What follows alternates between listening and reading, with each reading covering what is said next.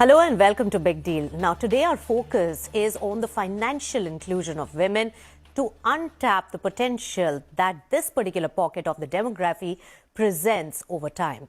Now for which remember that many organizations currently are coming together to empower women and also make them a big force for credit offtake and also customers of financial services products in the country.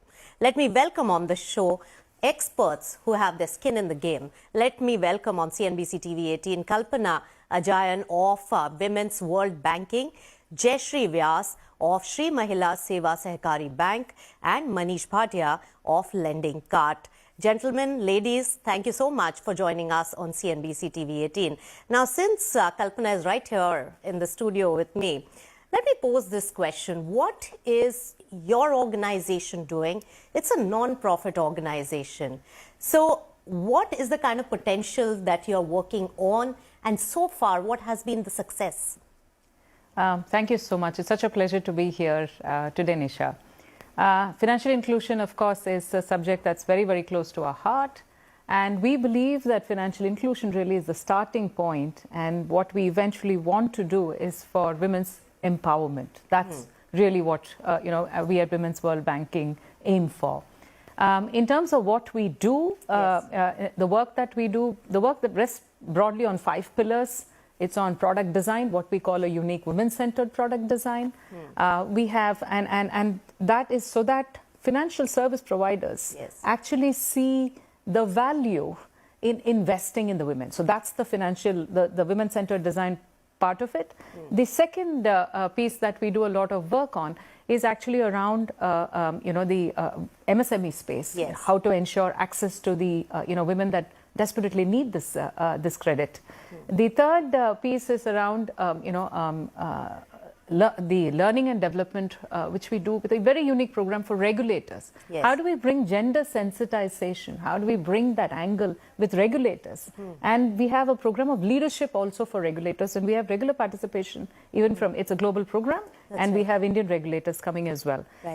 We have a small fund which invests in women-run and women-centered enterprise. And the last piece, of course, is that we can't do this all alone. We need everybody to participate.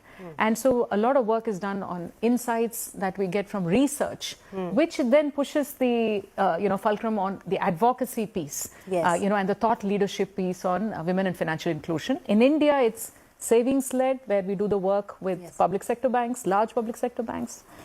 We do the work on the credit-led piece with people like SIDBI, who are the apex players in this area. And the third piece, again, is on fintech and advocacy. People like Manish, who's here in the panel with SEWA Bank, and equally with organizations like Reserve Bank of India, Innovation Hub, etc. And Bank of Baroda also, you have a tie-up. It's a very big tie-up. Okay, so many aspects which I'm very interested in knowing more about, Kalpana. But let me first take it to Jayshree, who's joining us from Ahmedabad. So Jayshree, one of the pioneers when it comes to women-centric and especially empowering women from the lower strata when it comes to self-employment. Tell us about your success rate so far when it comes to the cooperative bank, SEWA Bank, and also what is the corpus that you're dealing with currently? Yeah, thank you very much for this. Yeah, as you know, it's a kind of a 4 decades organization that, of course, it was SEWA, Self-Employed Women's Association, which was organizing all women workers in the informal sector and who are economically active. But what they were not getting was that they did not have any kind of, informal kind of access to banks at that time. I'm talking about 70s. And what was happening was that they had to borrow from a very money lenders at very high rate of interest. They didn't have their own tools. They were using rent for this and giving lots of capital to interest to all the money lenders. And that was the time when these women decided that we should start our own bank. And that's how these 4,000 self-employed women, they distributed their 10 rupees per everyone. And we started a bank, cooperative bank for these women, especially for these women. So that was the first thing. And at that time, we didn't know, we didn't have any blueprint and anything else. But what we understood was that we wanted to help these women to come out of the debts, higher debts. And we also wanted to help them to help them to increase their whatever tools and other activities which they were doing. And this was the time, I would say, that we also helped them to save anyway 5 rupees, 10 rupees, but they were also started saving in formal saving in formal sector. So this was something which I thought at that time, even the financial inclusion concept was not there. But I think this was the concept which we started early in the 70s. But then we slowly found that it is not that only they want credit and saving, but we were looking at the life cycle needs, and then in their family also they didn't have any bank. So for the whole family, if they wanted to have have kind of life cycle needs kind of thing, like education of children, there might be sickness in the family, they might want to go and do something more other work. So they didn't have it. So this is what we started that, okay, there should be, of course, there should be saving, but different types of products and savings. Of course, we should also bring in insurance, and we should also bring in pension. Housing was also very important. So we brought all these products into this. And this is what something, women also started, doing all kind of things. All right. So Jayshree, how big is your corpus now? Of course, you started a few decades back. How big is your corpus now? Yeah, it's around 700 crores. And this is because it's not that, the turnover is always high, but women are ready, as they are saving and then withdrawing, saving and withdrawing. That's something which we have always seen. So even the first woman has given, maybe we have given 16 loans to this women, but still, they also the same thing. Smaller one, then it's a little bigger, little bigger, little bigger. Right. So, I think our turnover is more, but our, corpus is 700. All right. So Jayshree, but this is all. Yeah, that 700 crores is not a small, sum by all means, because you're just concentrated in one state, and we are talking about just one region. Now, Manish, you heard the two ladies talk about their experiences, but there is business to be made from this particular demography, really coming in, getting empowered, and credit offtake being done. How are new age lending companies like yourself, who's focused at MSME, really looking at this and trying to untap the potential from this aspect? Sure. First of all, Nisha, thanks for having me on this program. So overall, if I just step back a little bit, right, and from a foundational standpoint, there are these three: Jan Dhan, Aadhaar, and mobile has actually led to over 400 million underserved Indians to actually get included in the financial ecosystem. Now, out of which obviously there's a big portion of that that's actually going to women. Now, if I look at MSMEs, right, out of the 63 million MSMEs in India, about 20% of them are registered to women entrepreneurs. And, if I look at day-to-day business as usual, about 5 to 8% of them actually come through the door. So there's a huge gap between, the potential, which is the market opportunity, to versus, how many actually women find help or find the right product for themselves, and then sort of, come to the foray. So overall, what LendingKart essentially is doing is, they're building a huge, what we call distribution engine. And this distribution engine is basically, completely digital. Through either direct marketing or through channel partnerships or through, a DSA channel, which is online to offline for us.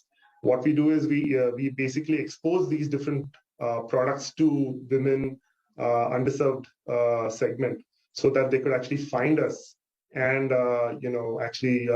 take the working capital loan that they actually deserve. Right. So Manish spoke about the platform. But Kalpana, clearly this platform is for the people who already know are educated. But I'm sure your organization is doing a lot to reach out to women who may have the need but do not have the understanding as well as the educational, financial education. How is that traction building, and what have you seen through your various studies as well as experiences? It's a very pertinent point, Nisha. Absolutely.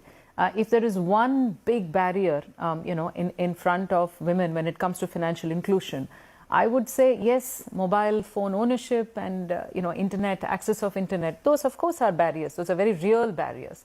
But even if I do have, and if I'm somebody from a lower middle income category, and I do have a phone and I do have internet, I have huge barriers, which actually come in the way of, there's a trust issue.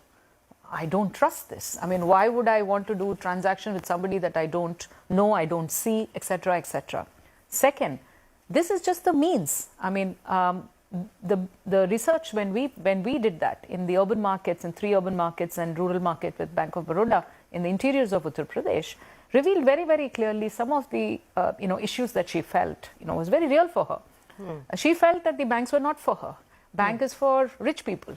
Me with my small money, with my small amount. It could be intimidating. So what is the solution to that? And you spoke about banking correspondence. Exactly. You've done a lot of work on that. Absolutely. So we said, okay, bank branches may be intimidating, which is precisely why there are banking correspondents.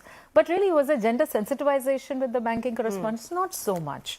So that's where people like us really had to kind of step in and work with the banking correspondents. Right. There was gender sensitization training for the banking correspondents, relationship building skills as well. Of course. Because the minute then they get comfortable, then not just with the savings is just the first step. There are far more appropriate resilience then products. Much wider range of products can be really looked into, and that can be used. So very pertinent point there by Kalpana, and the beginning is from the financial literacy, the education on what is on the anvil, and that also comes in with gender sensitization of the entire banking and financial services space, and that is a very important takeaway from this conversation. But we'll slip into a short breather. We'll come back and discuss more about how to tap into the potential of this particular demography, which can really result in a lot more circulation of the financial services products as well as credit offtake. Stay tuned to Big Deal.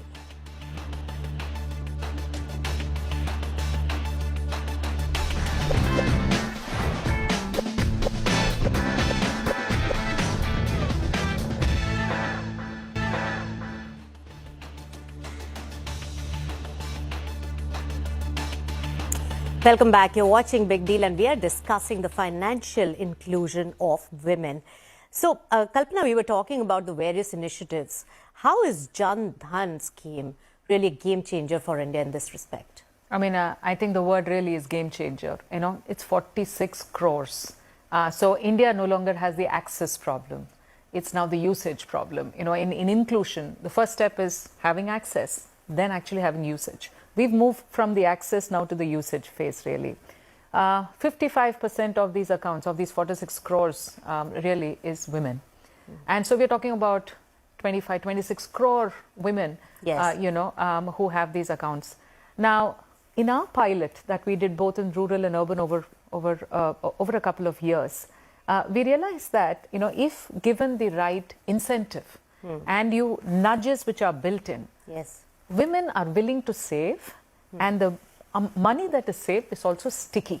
And that's very important from a banking perspective, you understand. Yes. So it's not money coming in and passing through, but really sticking in these accounts. Yes. Really adds to the CASA play, if you will.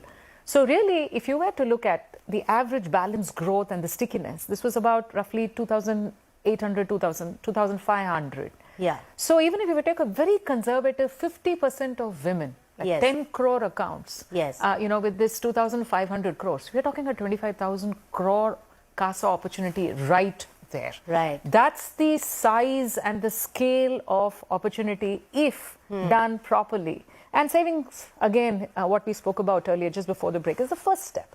Yeah. What really follows is the resilience products that we spoke about, the insurance, and there's revenue there as well. Of course. Right? So let me ask somebody who's trying to make business out of it as well.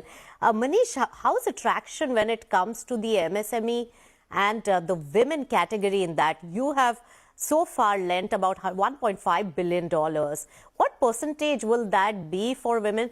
And second, what kind of products are really gaining traction now in terms of growth on a year-on-year basis? Yeah, so overall, out of the entire book that we've lent, currently women entrepreneurs would fall in the range of about 8 to 10%. Now, I think, like Kalpana was also mentioning, right, it's the access is there. Now, the question is, how do you educate, underserved? How do you make sure that the content is there so that they feel secure, they can trust what they're seeing.